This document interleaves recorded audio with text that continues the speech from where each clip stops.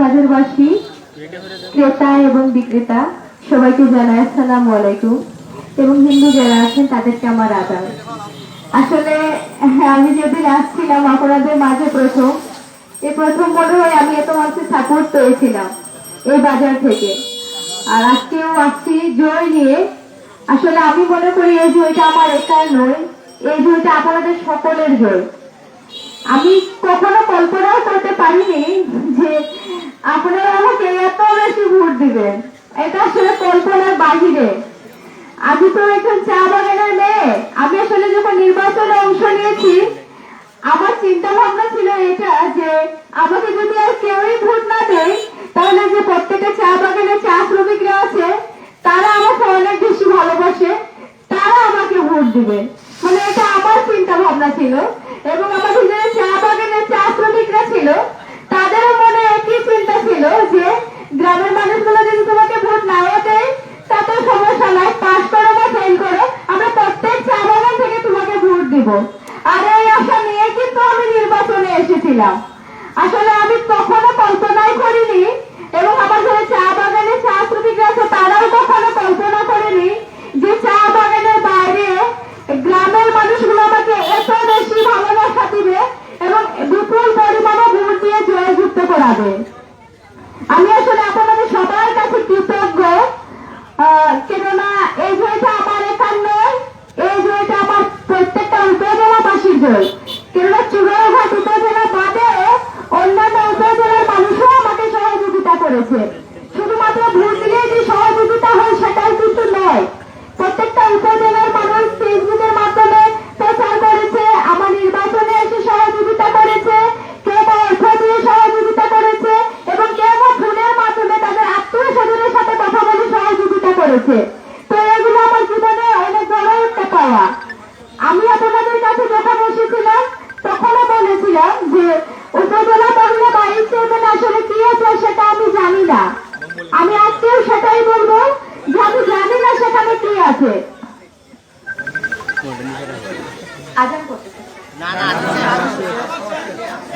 বলা যাবে তো আমি তখনও বলেছিলাম একই কথা, এখনো বলবো একই কথা, এখানে কি হচ্ছে সেটা বলতে পারবো না। তবে আমার আপনার চেষ্টা থাকবে যে মানুষগুলো আমাকে অনেকে দেখেছে আমাকে আবার অনেকে দেখেই নেই আমাকে। আমার অনেকটা সেন্টারে আমার কোনো এজেন্ট নাই, আমার কোনো পোস্টার নাই, কোনো ব্যানার নাই, কোনো লিফলেট নাই। তারপরেও যে আপনারা আমাকে অন্যের মতো বিশ্বাস করে ভালোবেসে ভোট পেতে দিয়েছেন, এর যে চিরকৃতজ্ঞ আর কিছু হতে পারে না। আমি চিরকৃতজ্ঞ আপনাদের কাছে। আসলে টাকা পয়সা দিয়ে তো সবকিছু শুরু হয় না, মেন হচ্ছে ভালোবাসাটা। আপনারা আমাকে যে ভালোবাসাটুকু দিয়েছেন আমি চেষ্টা করবো সেই ভালোবাসাটুকু যেন আমি সারা জীবন ধরে রাখতে পারি। আর আমার দ্বারা যদি কোনো ধরনের ভুল ত্রুটি হয়ে থাকে, আমি একজন ভাইস চেয়ারম্যান হিসেবে নই, আমি আগেও বলেছি আমি আপনাদেরই মেয়ে, আপনাদেরই বোন, আপনাদেরই আত্মীয় স্বজন। আপনারা আমাকে আপনাদেরই মেয়ে, আপনাদেরই বোন, আপনাদেরই আত্মীয় স্বজন মনে করেন বিধায় আমাকে বিপুল ভোটে জয়যুক্ত করিয়েছেন। তো আমাকে ভাইস চেয়ারম্যান আপা বলে লজ্জা দিবেন না, কেননা আমি আপনাদের বোন, আপনাদের মেয়ে। আমাকে যদি যারা বড় আছে আমার নাম ধরে ডাকেন আমি খুশি হব, আমাকে যদি এত বলে ডাকেন আমি খুশি হব, আর আমাকে যদি আপনাদের সুপরামর্শ দেন আমি অত্যন্ত খুশি হব। কেননা আমার ফ্যামিলিতে কেউ নেই, শুধু আমার মা আছে, এরকম যে পরামর্শ দিবে এরকমও কেউ নেই। তো এখানে আপনার যারাই আছে প্রত্যেকেই আমার গার্জিয়ান। আমার কোনো ভুল হওয়ার আগে যেন আপনারা আমাকে পরামর্শ দেন যে এই কাজটা করলে তোমার জন্য ভালো হবে, এভাবে তুমি আগাও, তোমার কাজটা করতে সুবিধা হবে, তাহলেই কিন্তু আমি পারবো এগিয়ে যেতে, তাহলেই পারবো ভালো কিছু করতে। তো আমি আসলে আপনার চেষ্টা করে যাবো মানুষের জন্য কিছু করার। আসলে এই জায়গায় কিছু নাই কেন সেটা আমার দেখতে হবে, আর কিছু আনতে পারবো কিনা সেটাও আমার দেখার আছে। আর আপনাদের যদি কোনো ধরনের অবজেকশন থাকে, তো আমি এখন হচ্ছে আমাদের শপথ গ্রহণ হয় নাই, তো আমাদের যেদিন শপথ গ্রহণ হবে আমি অনুরোধ জানাবো সবাইকে আমার অফিসে অবশ্যই যাবে।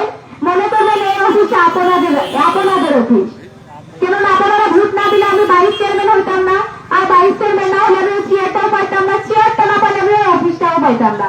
তো আপনাদের দ্বারাতেই যখন আমি ওই চেয়ারটা পেয়েছি, আপনাদের জন্যই যখন আমি ভাইস চেয়ারম্যান হতে পেরেছি, তখন আমার দাবি থাকবে আপনারা সবাই আমার অফিসে যাবেন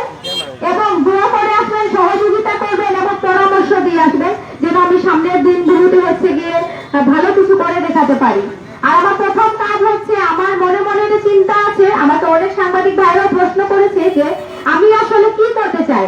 আসলে আমার প্রথম কাজ হচ্ছে, আমি কতটুকু করতে পারবো জানি না, তবে আমার ইচ্ছা আছে যে যারা শিক্ষিতরা আছে, ছেলে মেয়েরা, অনেকেই আছে টাকার অভাবে বই কিনতে পারছে না, অনেকেই আছে টাকার অভাবে স্কুলে ভর্তি হতে পারছে না, অনেকেই আছে কিছু পড়াশোনা করে বাদ দিয়ে দিচ্ছে শুধুমাত্র টাকার জন্য। তো আমি চাই প্রথমত ওদের পাশে দাঁড়াবো। আপনারা কি বলেন?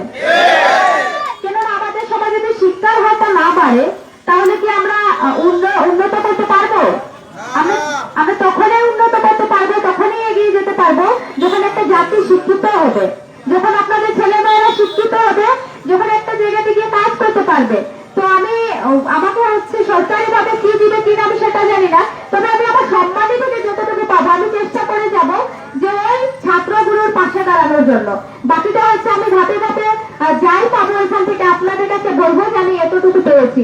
ভাই আমার যে হচ্ছে সম্মানীটা পাবো অত টাকা আমার লাগে না সম্মানের জন্য খরচ করার জন্য। আমার মা আর আমি আছি, তো আমাদের 2 মাসে 4টা ডাল ভাত খেয়ে কেটে যাবে, ওই টাকা দিয়ে আমি অনেক কিছু করতে পারবো বলে আমি বিশ্বাস করি।